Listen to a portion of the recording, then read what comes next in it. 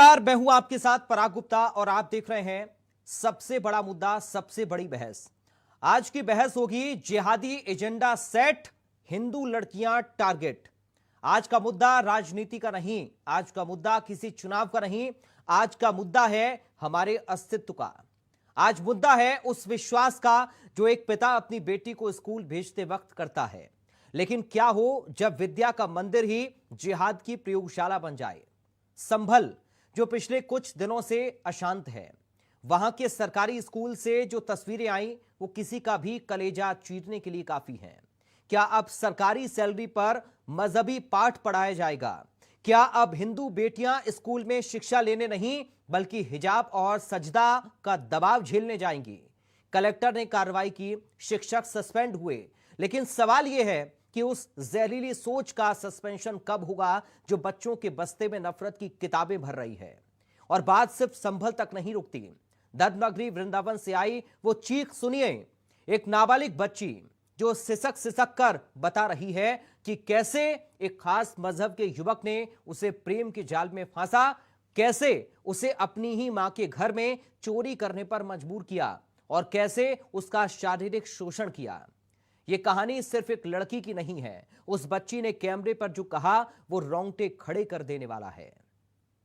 उसने कहा, मेरे स्कूल की कई और लड़कियां भी इसी जाल में हैं। इसका मतलब समझिए, यह इत्तेफाक नहीं है, यह एक पूरा सिंडिकेट है जो एक टारगेटेड एजेंडा है। आज सबसे बड़ा मुद्दा की इस सबसे बड़ी बहस में हम पूछेंगे आर पार के सवाल। क्या यूपी के स्कूलों में जिहादी ड्रेस कोड थोपने की साजिश रची जा रही है? शिक्षक के चोले में छिपे कट्टरपंथी आखिर किसके इशारे पर काम कर रहे हैं? और वृंदावन से देवरिया तक हिंदू लड़कियां ही टारगेट पर क्यों हैं? क्या यह लव है या गहरी साजिश? क्या कानून का खौफ खत्म हो गया है? और कौन इन शहरों को शह दे रहा है? जवाब तो देना होगा, क्योंकि आज मुद्दा हमारी बेटियों की सुरक्षा और हमारी संस्कृति की मर्यादा का है। शुरू करते हैं आज की सबसे बड़ी बहस, जिहादी एजेंडा सेट, हिंदू लड़कियां टारगेट। लेकिन इससे पहले कुछ बयान आपको सुनवाते हैं। ये देश के प्रख्यात कथावाचक हैं श्री अनिरुद्धाचार्य जी। उनकी कथा का एक प्रसंग मेरे संज्ञान में है, जिसमें वो संवाद कार्यक्रम में लोगों से बात कर रहे थे। और उसी कार्यक्रम में देवरिया की एक बेटी है जिसने अपनी पीड़ा बताई। उसके साथ में उसकी माँ भी थी, जिन्होंने ये बताया कि वो यदुवंशी समाज से आते हैं और एक चरमपंथी युवक है शाकिर अली नाम का, आशिक अली नाम का, जिसने उसका शोषण किया, उसको धमकियां देता है। और आशिक अली और उसके तमाम सारे जो कट्टरपंथी दोस्त हैं वो जानबूझकर हिंदू बच्चियों को निशाना बनाते हैं। उस बच्ची ने अपने गांव का नाम बताया है। मैंने पता करने का प्रयास किया तो मेरे स्तर पर पता नहीं लग पाया। तो मैंने देवरिया के जो पुलिस अधीक्षक हैं उनको मैंने एक पत्र भेजा है, एक वीडियो भेजा, और उनसे मैंने कहा कि तत्काल इस पूरी घटना का पता लगाया जाए। ये बच्ची स्वामी अनिरुद्धाचार्य जी के संवाद कार्यक्रम में गई, वहां पर जाकर उसने अपनी पीड़ा बताई। थाना बरियारपुर के एक गांव की महिला द्वारा अपनी 16 वर्ष की नाबालिग लड़की के साथ गलत काम करने संबंधी प्रार्थना पत्र दिया गया था, जिसके आधार पर तत्समय थाना बरियारपुर पर 64 BNS व 3/4 पोक्सो एक्ट में अभियोग पंजीकृत किया गया। संबंधित अभियुक्त आशिक अंसारी पुत्र इमामुद्दीन अंसारी उर्फ भुटेली निवासी चक माधो उर्फ मठिया बरियारपुर को आज बरियारपुर पुलिस द्वारा गिरफ्तार कर माननीय न्यायालय के समक्ष प्रस्तुत किया गया, जहां से रिमांड प्राप्त कर अभियुक्त को जेल भेज दिया गया है।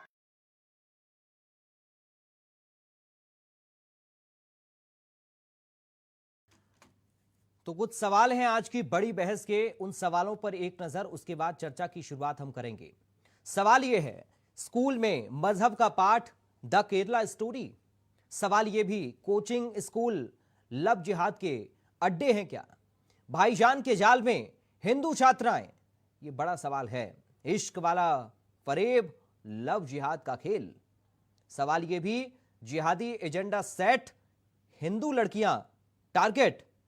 आज इन्हीं सवालों के इर्द गिर्द हमारी बड़ी बहस रहेगी और समझने की कोशिश करेंगे कि आखिर ये साजिश कैसे रची जा रही है और कब तक रची जाएगी। न जाने कितने ऐसे केसेस अब तक सामने आए हैं और कैसे ये मामले थमेंगे, कैसे हिंदू लड़कियां सुरक्षित होंगी? आज सवाल राजनीति का नहीं है, बल्कि हमारी बेटियों की सुरक्षा का है।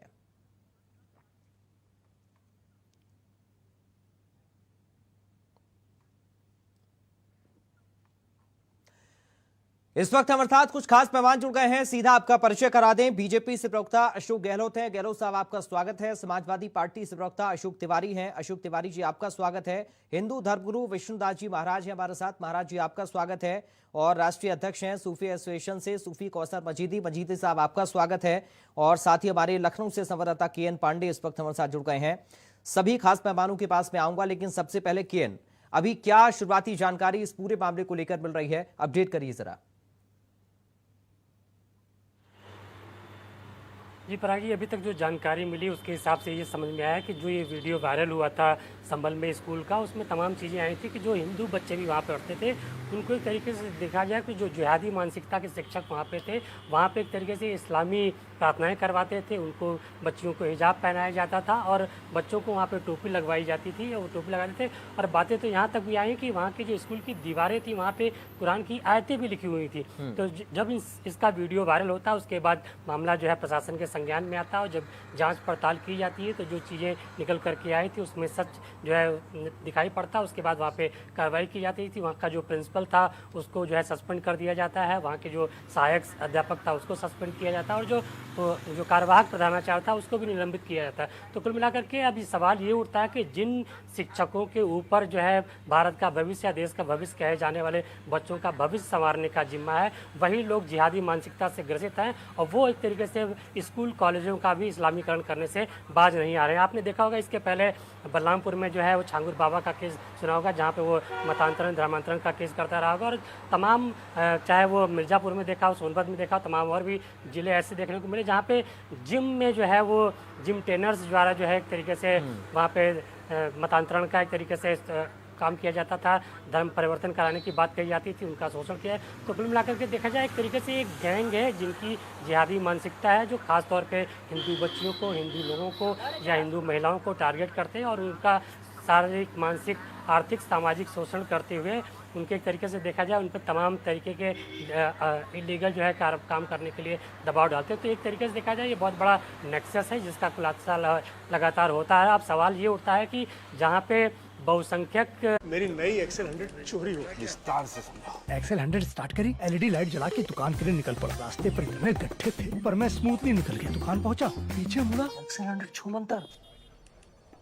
यही तो है मेरी एक्सेल 100। एक्सीलेंट। तुम एक काम करो, टीवीएस एक्सेल 100 सिर्फ 100 नहीं, 100 से बढ़कर पड़ताल करवाती है, तो देखने वाली बात होगी। लेकिन जिस तरीके का मामला संभल से संज्ञान में आया है और सोशल मीडिया पे वायरल हुआ, उसने बहुत बड़ा सवाल खड़ा कर दिया कि आखिर ये सरकार किस तरीके की जांच पड़ताल करवाती कि जहाँ पे एक समुदाय विशेष के शिक्षक हैं वो क्या वहाँ पे भी तो नहीं इस तरीके की इस्लामीकरण स्कूल का कर रहे हैं और बच्चों को जो है बच्चियों को हिजाब पहनाने पर मजबूर कर रहे हैं, बच्चों को टोपी लगाने पर मजबूर कर रहे हैं और वहाँ पर जो है इस्लामिक जो है प्रार्थनाएँ कराई जा रही हैं। तो पराग ये सवाल बहुत बड़ा है। अब सरकार को इसमें इनिशिएटिव लेना होगा। सबसे बड़ी बात है कि जो वीडियो वायरल हुआ है उसके बाद ये संज्ञान लिया गया। तो अब सवाल ये भी उठता है कि जो वहाँ के ब्लॉक लेवल के जो अधिकारी, शिक्षा अधिकारी थे या जो वहाँ पे और भी जिम्मेदार अधिकारी थे, वो क्या कभी वहाँ ऐसे स्कूलों का निरीक्षण करने गए और निरीक्षण करने गए तो क्या उन्होंने कुछ देखा? अगर नहीं देखा तो आखिर अचानक ही मामला कैसे संज्ञान में आया? तो उनके खिलाफ भी एक तरीके से जाँच पड़ताल करने की जरूरत है। अब देखने वाली बात होगी कि सरकार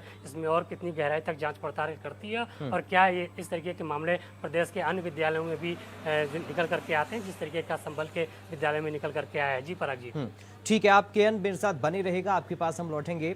अशोक गहलोत साहब, सर लगता है कि आपकी सरकार की सख्ती का असर ऐसे जिहादी लोगों पर हो नहीं रहा है। आखिर कब हिंदू बेटियां सुरक्षित हो पाएंगी? कौन सी ऐसी संस्था है जहां कोई भी माँ बाप अपनी बच्ची को बेझिझक होकर भेज सकते हैं, उनके मन में कोई डर ना हो, किसी तरह का कोई भय ना हो और वो ये सोचें कि हमारी बेटी जहां जा रही है वो सुरक्षित है? ना जाने कौन गिद्ध की तरह नजर गड़ाकर उसके ऊपर बैठा हुआ है और कब उसको अपने जाल में फंसा ले, कहा नहीं जा सकता है। इन केसेस के सामने आने के बाद तो सर ऐसा ही लग रहा है। आखिर कब रुकेंगे ये केस? कैसे? ना जिम छूट रहा है, ना स्कूल कॉलेज छूट रहे हैं, ना ही सोशल मीडिया छूट रहा है। हर तरफ बच्चियां असुरक्षित लग रही हैं। आखिर क्यों ऐसा हो रहा है अशोक गहलोत साहब? आज मैं चाह रहा हूं कि बड़ी बहस का नतीजा कम से कम इस मुद्दे पर निकले और आप एक संतुष्टिपूर्वक जवाब यहां से देकर जाएं। गहलोत साहब, पहला रिएक्शन आपका आज की चर्चा में। एक तो आपसे विनती करना चाहता हूँ, अशोक गहलोत ने अतुल गहलोत नाम। माफ कीजिएगा सर, मैं इसको ठीक कराता हूं, माफ कीजिएगा, मुझे कंफ्यूजन हो रहा था, माफ कीजिएगा। अतुल गहलोत। हाँ, तो देखो पराग जी, हेलो जी जी आप बोलिए सर, आपकी आवाज आ रही है। प्रकाश डाला इस मामले, जैसा इस मामले पर गुप्ता जी आपने प्रकाश डाला जी, संभल का पीएम श्री विद्यालय में जैसे मामला आया है वीडियो के तहत, जब वीडियो वायरल हुई तो संज्ञान में आया, तो उसमें वहां के जिलाधिकारी डीएम ने प्रथम दृष्टया जांच कराई। उस जांच में वहां का प्रधान अध्यापक और सहायक अध्यापक दोनों प्रथम दृष्टया आरोप में सिद्ध पाए गए, उनका आरोप में सिद्ध पाए गए। और मैं आपको बता देना चाहता हूं उनके खिलाफ वहां के डीएम ने तत्काल सस्पेंड किए हैं वो 2 लोग। उन लोगों के नाम मैं आपको बता देना चाहता हूं। उन लोगों के जो दोनों जो लोग हैं वो दोनों ही मोमडन हैं। एक मोहम्मद अंजर है जो प्रधान अध्यापक है और दूसरा मोहम्मद गुल है जो सहायक अध्यापक है। पराग जी, ये जो खेल है जो चल रहा है, कुछ लोगों का एक टारगेट है पराग जी, वो चाहते हैं भारत को इस्लामिक कंट्री बनाना चाहते। उन लोगों का लक्ष्य ये है कि उन लोगों के रग रगों में ये बसा हुआ है कि हम भारत को इस्लामिक कंट्री बनाएं।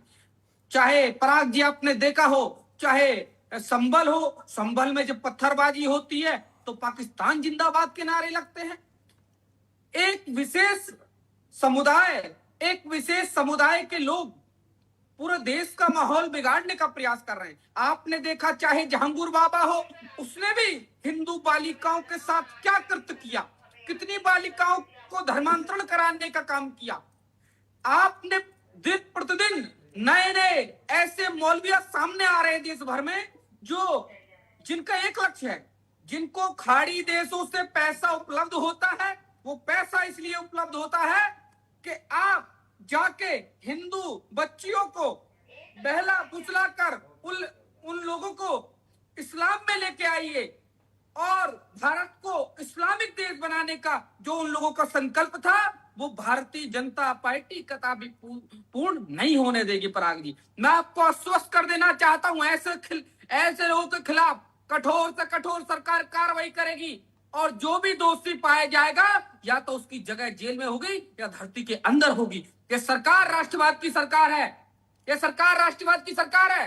मैं आपको बता देना चाहता हूं, ये राष्ट्रवादियों की सरकार है जी। ये कोई सपा बसपा की सरकार नहीं है, ये कांग्रेस की सरकार नहीं है, ये भारतीय जनता पार्टी की सरकार है। चाहे इसमें कोई भी गलत कृत्य कोई भी करेगा, चाहे कोई भी जाति कोई भी धर्म का हो, उसके खिलाफ कठोर से कठोर कार्रवाई की जाएगी। ठीक है सर, मैं लौटूंगा आपके पास। जी ठीक है, मैं आपके पास लौटता हूं। एक एक आश्वस्त कर देना चाहता हूं, उत्तर प्रदेश में कोई ऐसा माइका लाल नहीं है जो आदरणीय योगी जी की सरकार में ऐसा कृत्य करने का सोच। ठीक है सर, मैं आपके पास लौट रहा हूं, एक बार सबको चर्चा में ले लूं और अपनी पीसीआर टीम को कहना चाहूंगा, जरा कान खोलकर बैठें और सुने समझें। अशोक गहलोत नहीं, अतुल गहलोत जी करिए। अतुल गहलोत नाम है बीजेपी प्रवक्ता का। बार बार मैं इशारा कर रहा हूं, कोई सुन नहीं रहा है, मुझे ऑन एयर बोलना पड़ रहा है। प्लीज पीसीआर टीम आप सुनिए और समझिए इस बात को। अशोक तिवारी जी कैसे देख रहे हैं? आश्वस्त तो कर रहे हैं अतुल गहलोत साहब, आश्वस्त तो कर रहे हैं, लेकिन आखिर कैसे हो पाएगा? आप समझ पा रहे हैं उनकी बात से इत्तेफाक आप रख रहे हैं? क्यों बार बार ये मामले सामने आ रहे हैं? जी भाई, देखिए सर, ऐसी इस तरह की बहुत सी डिबेट्स पहले भी कर चुका हूं आपके साथ में और बार बार मुद्दे उठ रहे हैं, ऐसी बातें सामने आ रही हैं। इंडिया न्यूज ने भी मुद्दा पहले भी उठाया है इस प्रकार का, आज भी उठा रहा है। अच्छी बात है, उठाना चाहिए। ऐसी बात उठाने से कुछ चीजें मैसेज जाते हैं समाज में। आज मैं स्पष्ट रूप से कहना चाहता हूं सर कि हमारे समाज को जागरूक होने की जरूरत है। हमारे परिवारों में प्रशिक्षण की आवश्यकता है और गहन आवश्यकता है, सामान्य आवश्यकता नहीं है।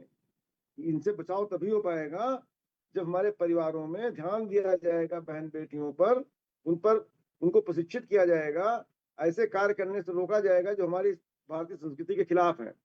हमारा इंडियन कल्चर हमेशा यही कहता है कि एक सीमा तक संबंध बंद रखो और उससे सीमा क्रॉस करके कोई संबंध नहीं रखना चाहिए कहीं भी, जब तक शादी विवाह की परंपरा हमारे यहाँ है। विवाह की परंपरा के बाद फिर आगे संबंध बनते हैं। ये जो नई परिपाटी चल गई है कि बिना देखे समझे, बिना सोचे समझे, बिना ये ध्यान दिए कि कौन क्या है, आप पहले से ही उससे संबंध बना लेते हैं और आगे भी बढ़ जाते हैं, फिर बाद में पछतावा होता है आपको। ऐसी बात जो अनुराधा जी की बात आप कर रहे हैं, उनके सामने जो आया था वो इस तरह की बात आई थी, क्योंकि उस लड़की ने स्वयं कहा था कि हम समझ नहीं पाए, जान नहीं पाए, हमको झांसे में लिया गया, हमको बहकावे में लिया गया और हम बहक गए। सवाल इस बात का है कि इस पर कब रोक लगेगी। आज हमारे समाज को भी जागरूक होने की जरूरत है और डिबेट्स में भी इन बातों को उठना चाहिए, भाजपा को भी रखना चाहिए इन बातों को, और इन बातों पर आवश्यकता है, सभी दलों को रखना चाहिए। मैं कहता हूँ सर्वदलीय, यहाँ पर दल नहीं होते हैं, यहाँ पर राजनीति नहीं होती है, यहाँ पर समाज होता है और समाज का हित सर्वोपरि होता है और समाज का हित सर्वोपरि होना चाहिए। चैनल को भी इस डिस्कस पे आना चाहिए कि आज ट्रेनिंग की जरूरत है, अगर कहीं गलत हो रहा है या गलत किया जा रहा है तो हम उससे कैसे बचें, कैसे निजात पाएं। सबसे बड़ा सवाल यह है, हमें बहुत दर्द है इस चीज का, इसलिए हमने ऐसी बातें कही हैं जो निष्पक्ष कही हैं, किसी तरह से किसी भावना में आके नहीं कही हैं। हमें दर्द है कि इस तरह की घटनाएं दोबारा पुनरावृत्ति नहीं होनी चाहिए। सरकार का काम है कड़ा एक्शन ले, सरकार काम है इस पर जो है जरा सा भी कोताही न बरते, ऐसी चीजों को संज्ञान ले और इसको रोकने का प्रयास करे। जी सर। ठीक है सर। महाराज जी कैसे देख रहे हैं इन मामलों को आप? आपको लग रहा है कि हिंदू बेटियां सुरक्षित नहीं हैं?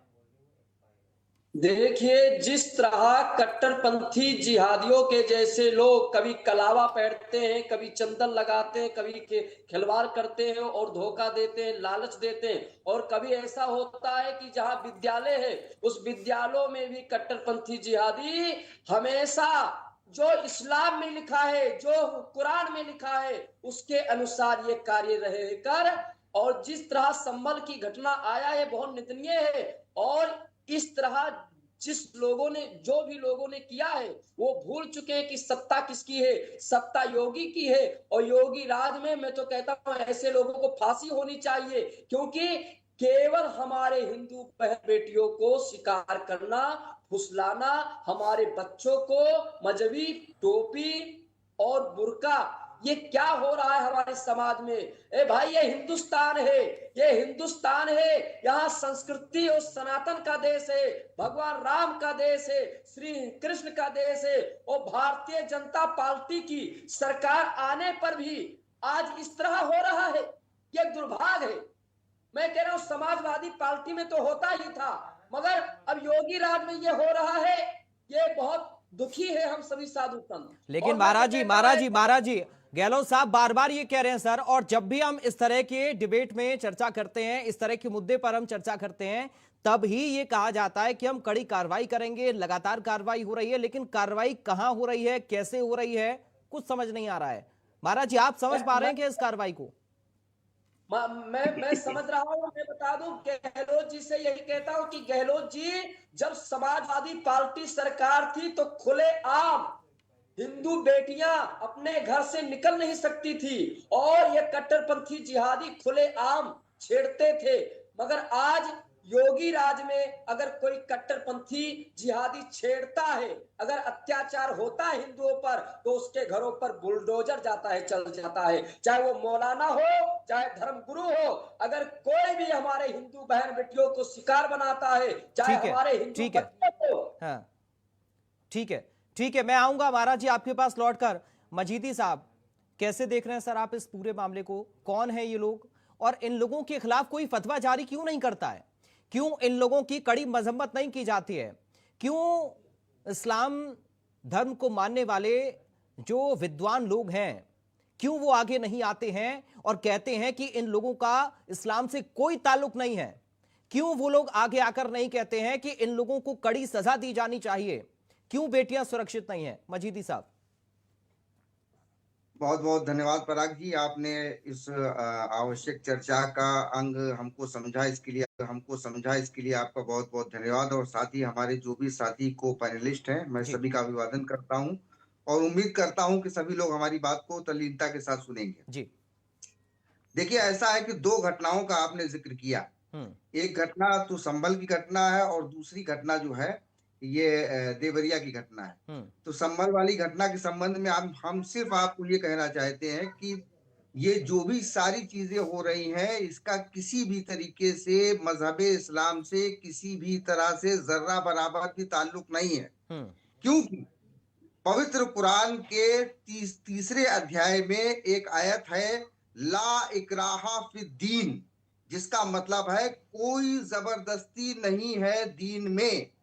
तो कोई मास्टर साहब, कोई अध्यापक साहब, कोई शिक्षक महोदय जो किसी भी प्रकार से, जब विद्यालय सरकार द्वारा संचालित है, जो सरकारी स्कूल है जिसमें शिक्षा विभाग के नियम चलते हैं, वहां पर किसी भी तरीके की मजहबी तालीम, किसी खास मजहब की तालीम देना और उस तालीम के लिए किसी दूसरे मजहब के बच्चों को विवश करना, ये न सिर्फ कानूनन अपराध है, नैतिक अपराध है, बल्कि इस्लाम की तालीम के खिलाफ है।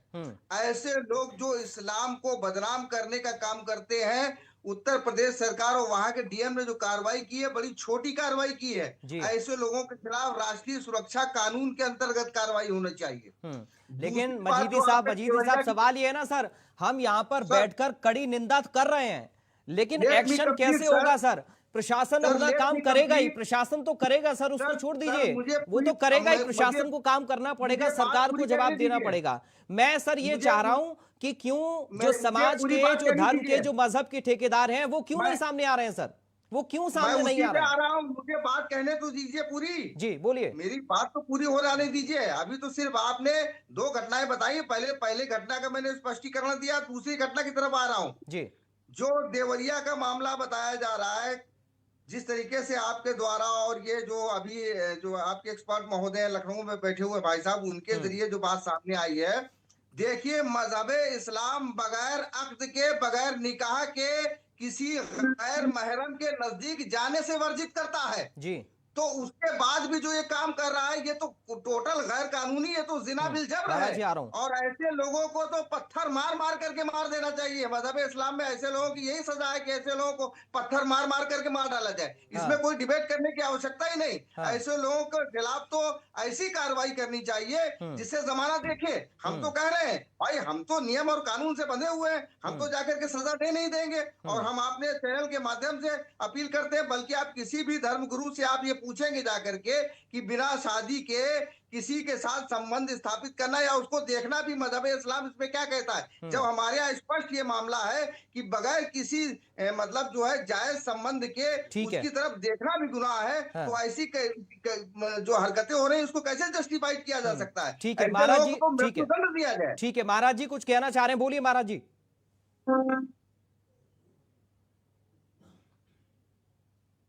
महाराज जी बोलिए।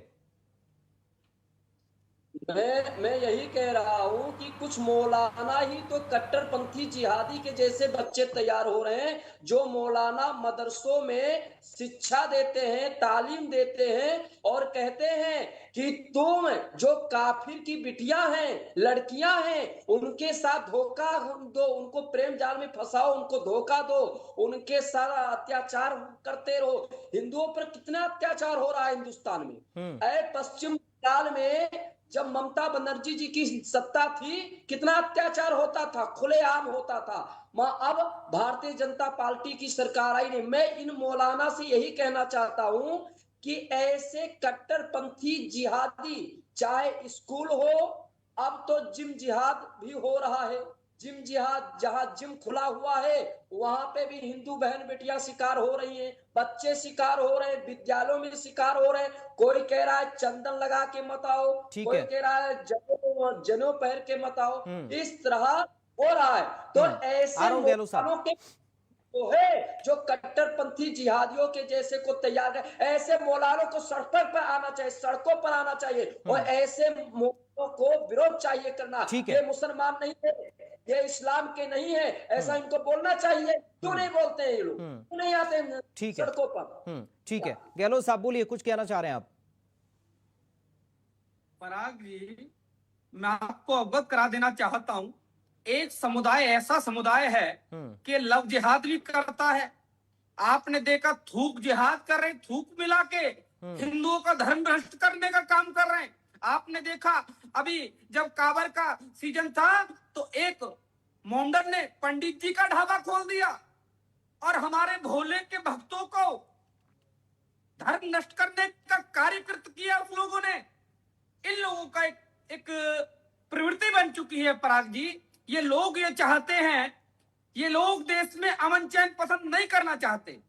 इन लोगों को बस एक ही इनको सिखाया जाता है, एक ही चीज इनको पढ़ाई जाती है, कैसे इस भारत को इस्लामिक कंट्री बना दो। खाड़ी देशों से पैसे आता है इन लोगों को, खाड़ी देशों से मदरसों को पैसा आता है। आप तो सर, क्योंकि आप तो मनी ट्रेल देख रहे हैं ना, आप तो जांच कर रहे हैं। नहीं सर, नहीं, ये सब बोलने के लिए अतुल गहलोत जी, ये बोलने के लिए बहुत अच्छी बात है सर। मैं इस बात से इत्तेफाक नहीं रखता हूं सर। आप बोलने के लिए बहुत अच्छी बात है सर। कार्रवाई कैसे कब हो रही है ये दिखना भी चाहिए ना। आप कार्रवाई कर रहे हैं, इस बात से सभी लोग संतुष्ट हैं, लेकिन क्यों ये लोग फल फूल रहे हैं? जो प्राचीन सरकारें ये अंदरूनी कार्रवाई कब होगी इन पर कि ये फले फूले भी ना? इनकी हिम्मत कैसे हो रही है? इनकी जरूरत देखिए सर, इनकी जरूरत देखिए, इनकी जरूरत देखिए। बच्चों को स्कूल में टोपी पहनाएंगे, धर्म का मजाक बना के रखा हुआ है, धर्म का मजाक बना दिया इन लोगों ने।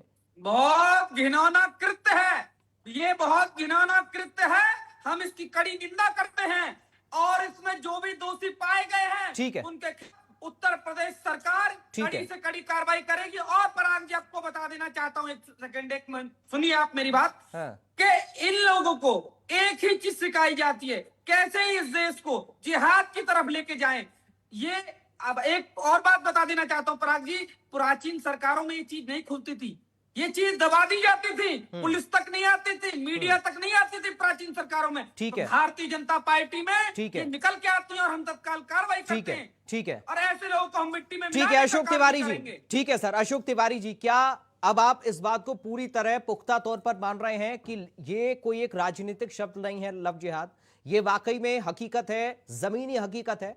तिवारी जी देखिए भाई, सार्थक चर्चा अगर हो तो बढ़िया लगता है, और सार्थक चर्चा भी जनता समझ जाती है, व्यूअर समझ जाते हैं कि सार्थक बातें कौन कह रहा है, कौन निराकरण चाहता है। जिस टॉपिक को इस डिबेट को उठाया है, आज जो है आपने उठाया है, आप अच्छे एंकर भी हैं, आपने उठाया है, और जो है आपके चैनल ने उठाया है, इस पर सार्थक चर्चा होनी चाहिए। और मैं सार्थक चर्चा करने के मूड में इस समय हूँ। बिल्कुल, मैं स्पष्ट रूप से कहना चाहता हूँ, दो बिंदु होते हैं सर। आपको हमारी बातें आज की डेट में अच्छी लगेंगी, पराग भाई पर्सनली अच्छी लगेंगी, चाहे आप माने या ना माने इस चीज को, पर्सनली आपको अच्छी लगेंगी हमारी बातें। मैं ये स्पष्ट रूप से कहना चाहता हूँ, समाज, एक बिंदु है समाज और दूसरा बिंदु है सरकार। समाज को अवेयर होना पड़ेगा, समाज को जागरूक होना पड़ेगा, पारिवारिक स्ट्रक्चर जो है उसको और कसाव देना पड़ेगा, अपने घर की लड़कियों को, लड़कों को, दोनों को ट्रेंड करना पड़ेगा आपके अपने घर के, कि जो है हमारी भारतीय संस्कृति को मानो, भारतीय संस्कृति को अपनाओ, उसकी सीमाओं को पार न करो, इंडियन कल्चर की सीमाओं को पार न करो, कम से कम छानबीन करके कोई दोस्ती करो किसी से भी, और दोस्ती की सीमा रखो। नंबर एक, ये विवाह के पहले कोई ऐसा कार्य न करो जो कि पछताना पड़े आपको। नहीं, अशोक तिवारी जी एक मिनट सर, मैं टोक रहा हूं, माफी के साथ आपको टोक रहा हूं। ये वही वाली बात हो गई कि हम अपनी बेटियों को तो समझाते नहीं। सर एक मिनट सुन लीजिए, आप भी मेरी बात से इत्तेफाक रखेंगे सर, आप भी इत्तेफाक रखेंगे मेरी बात से। हम बेटियों को समझाते हैं, ये वही वाली बात है कि हम बेटियों को समझाते हैं कि कैसे रहना है समाज में, किससे दोस्ती करनी है, किससे नहीं करनी है, किससे बच के रहना है। हम बेटों को नहीं समझाते हैं कि हमें पराई बेटी का सम्मान करना है। ये वही वाली बात है जो हम सामाजिक तौर पर करते हैं, ये तो वही बात हो गई सर। लेकिन जो लोग कर रहे हैं उनकी तो मजम्मत होनी चाहिए ना। आप सर सुन नहीं पाए, सर क्षमा चाहता हूं, सुन नहीं पाए, आप स्लिप कर गए हैं। मैंने बेटियों के साथ बेटों को भी जोड़ा था। मैंने कहा था बेटियों और बेटों दोनों को ही ट्रेंड करने की जरूरत है, न बेटे अपनी हद तोड़ें न बेटियां अपनी हद तोड़ें। इसको एक तरह से नैतिक शिक्षा के रूप में घर घर सर ऐसा व्यक्ति नैतिक शिक्षा को कहां मानेगा जो कि धर्म का एजेंडा लेकर चल रहा है, वो मजहबी जिहाद फैलाने की कोशिश कर रहा है। ऐसा व्यक्ति आपको लग रहा है कि नैतिक शिक्षा को मानेगा? सर जी मेरी पूरी बात सुनिए। मैंने पूरे समाज को कहा है, खास तौर से जो पीड़ित समाज है उसको भी कहा है। ये लोग तो समाज का हिस्सा हो ही नहीं सकते, ये तो असामाजिक तत्व हैं मेरी नजर में। सर जी मेरी बात पूरी आने दें सर। आप पास समय भी है, हाँ फिर आपको बोलिए, दिक्कत क्या है? बोलिए, जनता भी कहेगी कि एक अच्छा व्यक्ति बोल रहा था, उसको नहीं बोलने दिया गया। बोलिए आप सर जी, आपका आदेश हो तो बोलूं सर आप जी? बोलिए, बोलिए, बात पूरी करिए अपनी। आपका आज मैं अच्छे मूड में हूँ, मैं अच्छे मूड में मैं तुरंत चुप हो जाऊंगा। अगर आप हाँ बोलेंगे मैं नहीं बोलूंगा। नहीं, आप बोलिए, मैं तभी बोलूंगा जब आप कहेंगे तब बोलूंगा। बोलिए, आपका आदेश हो तो बोलूं सर? बोलिए सर, बोलिए। मैं कहना चाहता हूँ, मैं पूरे समाज की बात कर रहा हूँ, जो पीड़ित समाज है उसकी बात कर रहा हूँ, जो जो पीड़ित कम पीड़ित है उसकी बात कर रहा हूँ, जो पीड़ित नहीं है या पीड़ा कहीं से दे रहा है, कहीं से भी, किसी समाज सब बराबर होता है। समाज में कुछ अच्छे लोग होते हैं, कुछ बुरे लोग होते हैं। जिस समाज के भी जो बुरे लोग होते हैं, अगर वो पीड़ा दे रहे हैं, उनको भी ट्रेन करने की जरूरत है, और जो पीड़ित हो रहा है उसको बहुत ज्यादा ट्रेन होने की जरूरत है। अत्यधिक सुरक्षा की जरूरत है। मैं सभी समाज की बात कर रहा हूँ, और ये कह रहा हूँ नंबर 1 पर रखा है। अभी नंबर 1 बात चल रही है हमारी। नंबर 1 पर हमें अवेयर होना पड़ेगा, हमें पीड़ा से बचना पड़ेगा, हमें इंडियन कल्चर को आत्मसात करना पड़ेगा, भारतीय संस्कृति को अपनाना पड़ेगा, पाश्चात्य संस्कृति को छोड़ना पड़ेगा। पाश्चात्य संस्कृति हमें सीमाएं तोड़ने की बात करती है, जहां पर भारतीय संस्कृति सीमाओं में रहने की बात करती है। यही तो मैं कह रहा हूं, और समाज इसको सुन रहा है और अच्छा भी मानेगा। मैं कहना चाहता हूं सर कि इसमें लिमिट में रहते हुए अगर हम करेंगे, तमाम बाधाएं हमारी अपने आप ही खत्म हो जाएंगी। दूसरी ओर अगर कुछ होती भी हैं, इसके बावजूद भी कहीं से गलतफहमियां हो जाती हैं, कहीं कोई बहक जाता है, कोई इनोसेंट लड़की है बहक जाती है, कोई इनोसेंट लड़का गलत चंगुल फंस जाता है, ऐसी जगह पे हमारा कानून है सर, हमारा कानून है। कड़ाई से कानून लागू करना चाहिए, सरकारों को अवेयर होना चाहिए, सरकारों को प्रपंच करने के बजाय, राजनीति करने के बजाय इन चीजों को गंभीरता से हल करना चाहिए, तभी हल होगा। हम जब गंभीर होंगे, इन चीजों पर अवेयर होंगे, तभी चीजें हल होंगी। यही बात मैं कह रहा हूं। अगर मैं गलत कह रहा हूं सर, गलत काट दीजिए, सही कह रहा हूं सही काट दीजिए। सर आपने जो बातें कही वो अच्छी बात हैं, मैं उनसे इत्तेफाक रखता हूं, लेकिन मेरा तो सवाल सर ऐसे लोगों के लिए है ना जो कि इन बातों को मान ही नहीं रहे हैं। अब इन लोगों का इलाज क्या होना चाहिए? प्रशासन जो न माने, प्रशासन उस पर कड़ा से कड़ा दंड दे, कठोर कार्रवाई करे, इससे भविष्य में इसकी पुनरावृत्ति न हो। ठीक है जी सर। और जो लोग इस्लाम के जानकार हैं, इस्लाम को मानने वाले हैं, जो प्रबुद्ध लोग हैं, क्या उनको आगे नहीं आना चाहिए? मैं सीधा ये सवाल पूछ रहा हूं ऐसे लोगों के लिए। सारे समाज को मैं कह रहा हूं, सारा समाज को अवेयर होना चाहिए। समग्र समाज के लिए मेरी अपील है, किसी धर्म विशेष से अपील मेरी नहीं है। मेरी अपील हिंदू, मुस्लिम, सिख, ईसाई सभी से है, भारतवासियों से। ठीक है, मैं आऊंगा, ठीक है, मैं गहलोत साहब आपके पास आऊंगा, लेकिन मजीदी जी से एक मेरा सवाल छोटा सा है। क्योंकि जब कोई भी मुस्लिम बच्ची एक इंस्टाग्राम पर रील अपलोड कर दे, या उसके पहनने ओढ़ने को लेकर कोई सवाल हो जाए, कहीं गाना गा दे, या कहीं उसके डांस का कोई वीडियो वायरल हो जाए, तो तुरंत फतवा जारी हो जाता है। तुरंत ये कहा जाता है कि इस्लाम में इसकी कोई जगह नहीं है और इसके लिए हम फतवा जारी कर रहे हैं।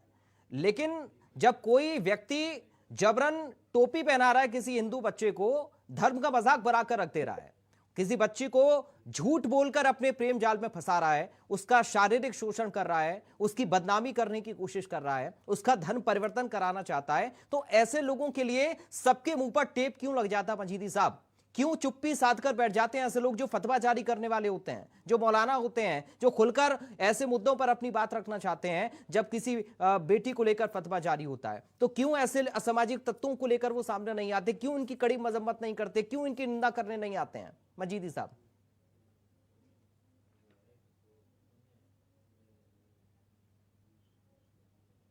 देखिए, बहुत अच्छा सवाल किया आपने, और मुझे उम्मीद है कि आप बगैर रोके टोके जो है मुझे अपना जवाब पूरा देने देंगे। बोलिए सर। देखिए, ऐसा है, आपने हमें यहाँ पे आमंत्रित किया है और ये कहा है कि मैं सूफी एसोसिएशन का राष्ट्रीय अध्यक्ष हूँ, तो आप सूफी एसोसिएशन का इतिहास भी जान लें। सूफी एसोसिएशन ने हमेशा ऐसे कृत्य जो समाज में वैमनस्य पैदा करते हों, उन सारे कृत्यों के खिलाफ मुखर होकर के आवाज उठाई है। और हमारा संगठन भारत के 25 राज्यों में कार्य कर रहा है, और हम लगातार समाज को अवेयर करने का काम भी कर रहे हैं। देखिए, जहां तक ये बात फतवेबाजी वाली बात है, तो ऐसे लोगों पर के लिए फतवा देने की जरूरत ही नहीं है, जबकि इस्लाम साफ साफ कहता है कि वो संबंध ही नहीं, वो जायज ही नहीं है जो बगैर शादी के या बगैर विवाह के कोई संबंध स्थापित किया जाए, उसको तो अनैतिक इस्लाम साफ साफ कह रहा है, साफ साफ इस बात को कहा जा रहा है। और अभी तक जहां पर ये बात आ रही कि फंडिंग आ रही है, ये तो सोचने और गंभीर प्रश्न है कि हमारी सरकारी एजेंसियों पर ये जो है मतलब जो है ये बहुत बड़ा प्रश्न चिन्ह लग रहा है। हमारी सरकार पर, देश की जो राष्ट्रवादी सरकार है, इस राष्ट्रवादी सरकार पर प्रश्न चिन्ह लग रहा है कि कैसे फंडिंग आई जा रही है, कैसे फंडिंग आ रही है। अरे ये जो देश के दुश्मन है, जो इंसानियत के दुश्मन है, कोई भी हो, XYZ हो, इन सारे लोगों का स्थान एक ही होना चाहिए, या तो जेल खाना होना चाहिए, और या ऐसे जो कुकर्मी लोग जो जिना बिल जब्र करते हैं, जो बच्चियों के साथ जिना बिल जब्र करते हैं, बच्चियों का हरेसमेंट करते हैं, बच्चियों का शोषण करते हैं, ऐसे लोगों को तो गोली मार देनी चाहिए। ऐसे लोगों का समाज में कोई स्थान नहीं होना चाहिए। ठीक है। जो पर स्त्री पर या पराई बेटी पर गलत निगाह रखते हैं। ठीक है। अतुल गहलोत जी कुछ बोलना चाह रहे हैं, बोलिए सर। पराग जी, जैसा कि मैं सुन रहा था, समाजवादी पार्टी के प्रवक्ता सारे धर्म सारी जातियों को ज्ञान दे रहे हैं कि एक जाति एक धर्म को टारगेट नहीं कर रहे हैं, क्योंकि उनको वोट बैंक की चिंता है। पराग जी, मैं आपको बता देना चाहता हूं, अभी इन्होंने चर्चा की, समाजवादी पार्टी के प्रवक्ता बोल रहे थे कि हिंदू भी हो, मुस्लिम भी हो, कोई भी जाति हो, ये ज्ञान दे रहे थे। ये जिस जाति के, जिस धर्म के लोगों ने गलत कृत्य किया है, उनके खिलाफ नहीं बोल रहे, क्योंकि ऐसे ही लोग, ऐसी ही पार्टियां इनको बढ़ावा करने का काम करती हैं। पराग जी, ये लोग जो एक धर्म की वोट बैंक की खातिर इस प्रकार की घटनाओं को चुप मौन होकर सहते हैं, ये लोग आज बात करते हैं, ये सभी धर्मों को समझाने लायक है। इनके नेता ये कहते थे कि बच्चों से गलती हो जाती है, ये उस चीज को भूल गए। यही लोग बांग्लादेश में जब हिंदू मारा जाता है तो ये लोग मौन हो जाते हैं, नहीं बोलते हैं। संभल में पत्थरबाजी होती है, नहीं बोलते हैं। जब पंडित जी का ढाबा चलाता है वो मोमडन, जब नहीं बोलते हैं, मुंह में टोप लग जाता है। अयोध्या में वो मोइन खान, इनकी पार्टी का नेता, बच्ची के साथ कृत्य करता है, जब ये नहीं बोलते हैं। क्यों नहीं बोलते हैं भैया? वोट बैंक की चिंता है। अरे हमें वोट बैंक की चिंता नहीं है, हम राष्ट्रीय लोग हैं, सत्य को सत्य और गलत को गलत, सही को सही कहेंगे। और ये कहते हैं कि अपराध का कोई धर्म नहीं होता। पराग जी, मैं पूछना चाहता हूं, यदि अपराधी का कोई धर्म नहीं होता, जब आतंकवादी मारा जाता है तो उसके जनाजे में नमाज क्यों पढ़ी जाती है? भैया मुझे ये तो बता दो, नमाज क्यों पढ़ते हो ऐसे गलत व्यक्ति के उसमें जनाजे में? अशोक तिवारी जी आज बोलेंगे नहीं सर, अच्छे मूड में। वो कह रहे हैं कि आज नहीं बोलूंगा, मैं अच्छे मूड में हूँ। नहीं, वही पराग जी, मैं वही बता रहा हूँ। पराग जी, जब तक हमारी देश में सारी पार्टियां एक विचार संगठित होकर एक आवाज बुलंद नहीं करेंगी, जब तक ऐसी घटनाएं देखने को मिलती रहेंगी। एक पार्टी कार्रवाई करती है, दूसरी पार्टी विरोध करती है, उन लोगों के हौसले बुलंद हो जाते हैं। पराग जी, ठीक है, इनको समझ नहीं आता। पराग जी, अपराधियों के खिलाफ पराग जी हमारी सरकार कार्रवाई करेगी, कार्रवाई की है। अपराधी कोई भी जाति का हो, कोई भी धर्म का हो, या तो अपराधी की जगह जेल में होगी या मिट्टी में मिलाने का काम हम लोग कर देंगे। बताइए अशोक तिवारी जी, वो सीधा सवाल उठा रहे हैं कि आप लोग एक धर्म को लेकर थोड़ा सा बचकर चलने की कोशिश करते हैं, ऐसा कुछ है क्या? सर जी, मैं सर्वप्रथम इंडिया न्यूज को साधुवाद देता हूँ, आपको धन्यवाद देता हूँ। आपको सार्थक डिबेट कराने के लिए, अच्छी डिबेट कराने के लिए, अच्छा एंकर मानते हुए मैं आपको धन्यवाद देता हूँ कि आप अच्छे एंकर हैं, अच्छी डिबेट करा रहे हैं, हमारे जैसे व्यक्ति को भी जो है अपनी बात कहने का मौका दे रहे हैं। इसके लिए वेरी वेरी थैंक्स आपको। मैं और आगे कहना चाहता हूँ, मैंने यही बात कही है, भाई की समझ में नहीं आ रही है, भाई का अपना विषय है, भाई का भी सम्मान करता हूँ, पर्सनली सम्मान करता हूँ गहलोत जी का मैं। लेकिन मैं स्पष्ट रूप से कहना चाहता हूं कि यहाँ पर हमें राजनीति से अलग हटकर बात करनी चाहिए। यही हमारा अच्छा मूड है आज का, कि समाज सही हो, समाज सुधरे, समाज में ऐसी घटनाएं कभी जीवन में ना हो। इसमें दो बिंदु हमने कहे थे, समाज को अवेयर होना पड़ेगा, जागरूक होना पड़ेगा, भारतीय संस्कृति को पूरी तरह से अपनाना पड़ेगा, आत्मसात करना पड़ेगा, और दूसरी ओर सरकार को कठोर कदम उठाने पड़ेंगे। ऐसी घटनाएं ना हो। अगर फिर भी घटनाएं हो जाती हैं तो उन पर गंभीर होकर के राजनीति न करे, सरकार भाजपा राजनीति न करे, इसको गंभीरता से इसको अशोक तिवारी जी, देखिए सर, आपने जो बातें कही हैं वो बहुत अच्छी बातें सर, घटनाएं दोबारा ना कहने और सुनने के लिए बहुत अच्छी बातें, लेकिन बात वही है कि जब हम चर्चा करते हैं तो ये बयान भी राजनीतिक जगत से नेताओं के जरूरी होते हैं और मायने भी रखते हैं, क्योंकि अगर इसी जगह पर कोई मुस्लिम लड़की होती और हिंदू लड़का होता तो फिर आप ये कहते कि देखिए ये भी तो लब जिहाद है।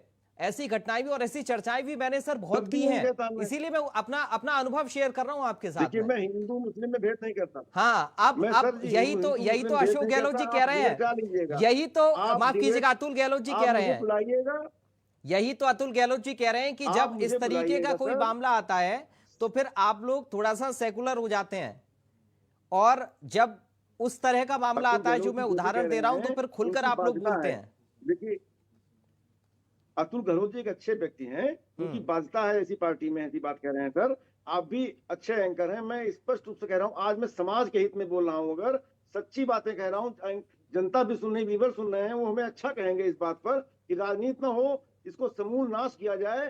सर, यहाँ पर जितने भी लोग बैठे हैं वो सब यही बात कर रहे हैं, यहाँ पर जितने भी लोग बैठे हैं सब यही बात कर रहे हैं, और सब सामाजिक व्यक्ति हैं, सब एक दूसरे को अच्छे से जानते हैं, सब समझते हैं, और ये भी जानते और समझते हैं कि ऐसे लोगों पर कार्रवाई होती है तो फिर कौन लोग बोलते हैं इन लोगों के बचाव में, ये भी तो हमने देखा है ना सर। जी भाई, इन लोगों के बचाव में कौन लोग बोलते हैं ये भी हमने देखा है इस देश के अंदर, प्रदेश के अंदर। दूसरी बात, जी भाई, दूसरी बात बता दूं, मैं हिंदू मुस्लिम में भेद नहीं करता। अगर मुस्लिम होगा, हिंदू कोई भी होगा, मैं निष्पक्ष बातें करने वाला व्यक्ति हूँ। ठीक है, ऐसी पार्टी से हूँ जो पार्टी निष्पक्ष है, तो मैं निष्पक्षता से ही बात रखूंगा आपकी। ठीक है, ठीक है। के एन पांडे, बहुत संक्षेप में एक आपका रिएक्शन, फिर मैं महाराज जी आपके पास आ रहा हूं। क्या इस तरह के अराजक तत्व, असामाजिक तत्व, मैं इनको कहूंगा, ये नैतिक भाषा को समझ पाएंगे?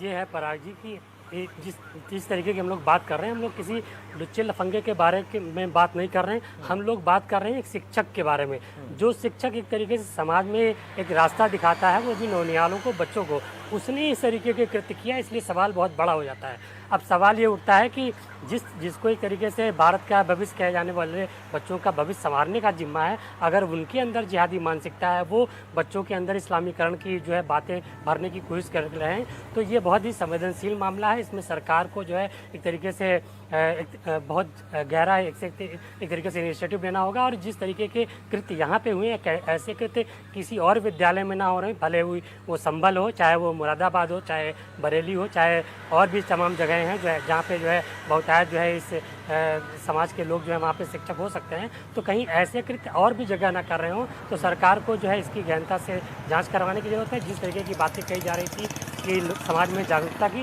तो समाज में जागरूकता होने की बात तो ज़रूर है, लेकिन समाज में जागरूकता दोनों तरफ की होने की ज़रूरत है, एक ही पक्ष की ज़रूरत नहीं है। मैं आपको बताना चाहूँगा, आप जैसे कह रहे थे ना फतवा जारी करने की बात, तो एक साहबुद्दीन मौलाना है बरेली के, वो हर बार 31 दिसंबर के पहले एक फतवा जारी करते हैं कि कोई भी मुस्लिम जो है बच्चा हो, चाहे युवक हो, युवती हो, वो जो नए साल का जश्न होता है उसमें कोई शरीक नहीं होगा। लेकिन उसके बावजूद भी ये होते हैं, क्योंकि वो उनका जो फतवा होता है एकदम कागजी होता है, उसमें जो उन्हीं के संप्रदाय के लोग हैं वो किसी तरीके से उसको मानने के लिए तैयार नहीं होते। लेकिन ज़रूरत है तो ऐसे दोनों तरफ के लोगों को जागरूक करने की। जाहिर सी बात है कि धर्मगुरुओं को भी इसमें आगे आना होगा कि वो लोग अपने समाज के लोगों को बताएं कि क्या गुनाह है, क्या अच्छा काम है। तो जब लोग इससे समझेंगे तभी आगे कुछ हो पाएगा। लेकिन जिनके ऊपर ये जिम्मा है, अगर वही इस तरीके का गुनाह करेंगे तो शायद इसमें जो है रोक लगाना कैसे संभव होगा, ये तो सरकार के सोचने की बात होगी। जी पराग जी। ठीक है महाराज जी, क्या होना चाहिए ऐसे लोगों के साथ, क्या एक्शन होना चाहिए, कड़ी से कड़ी कार्रवाई क्या हो सकती है? और सबसे बड़ी बात ये कि शिक्षा का मंदिर, जहाँ से हम किसी भी बच्चे के भविष्य को तैयार करते हैं, उसकी नींव मजबूत करते हैं, अगर मज़हब का ज्ञान उसके अंदर बोया जाएगा, उसका एक माइंडसेट बनाने की कोशिश की जाएगी अपने ही धर्म के खिलाफ, तो ये किस प्रवृत्ति को जन्म दे रहा है महाराज जी? देखिए, हर विद्यालय में अगर इस तरह हो रहा है तो ये तो बहुत निंदनीय, बहुत है। मैं निंदा रहा हूँ सर, मगर सरकार आप म्यूट कर लीजिए, सरकार को आप म्यूट कर लीजिए, उधर से शोर बहुत आ रहा है। केएन आप म्यूट कर लीजिए, बोलिए महाराज जी आप।